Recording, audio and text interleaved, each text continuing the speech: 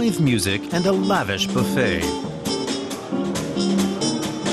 Stefan Stein organizes meetings to promote investment in Russia's special economic zone, Kaliningrad, and makes sure they take place in a relaxed atmosphere. Stein is head of the German business delegation in Kaliningrad. He advises foreign business people and hosts many evenings like this one. These entrepreneurs from mid-sized companies have invested more than 4.5 million euros in this economically weak region, drawn by Russian guarantees that they'll be exempt from profit and property tax for 6 years. But many of the investors are dissatisfied. Their business activities are dogged by a lack of legal security.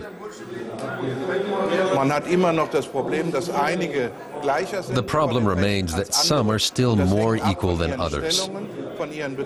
It all depends on your position, how good your contacts are to the politicians and the oligarchs. And a small-scale businessman is often at a disadvantage. We have to provide good advice so the little guys don't step on the toes of the giants, but can still do business.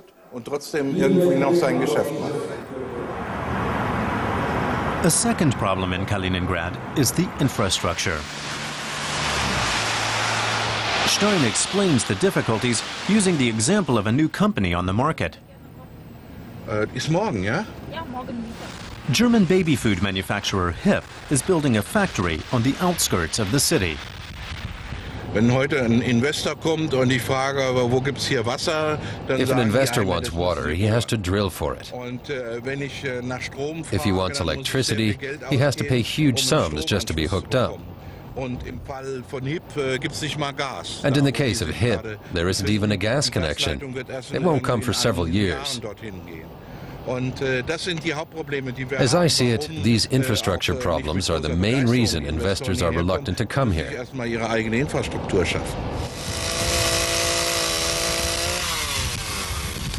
The new HIPP factory near Kaliningrad. The company is investing 12 million euros in the new production site. HIPP plans to supply mainly Russia from the factory. During a tour of the construction site, Natalia Slivka, a HIPP manager, shows us the infrastructure problems. Here, HIPP is drilling for water at its own expense.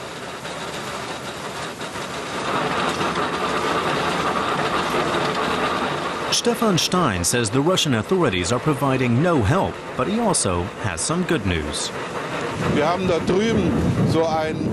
Over there you see a small building. It's a power plant. And I've just heard that HIPP has received permission to get electricity from it.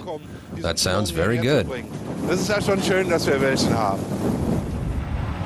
This will be the production hall for the baby food.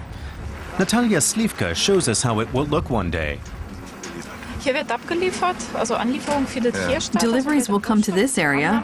After they arrive, they'll be sent on for further processing. Production is slated to begin at the end of 2008, but that schedule can only be met if the Russian authorities are more cooperative.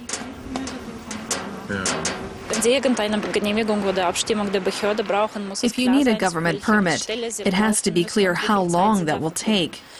It's just wrong to be sent from one office to the next and waste so much time.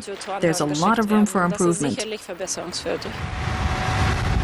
Slivka and Stein both say the climate for investment is less than positive in Kaliningrad.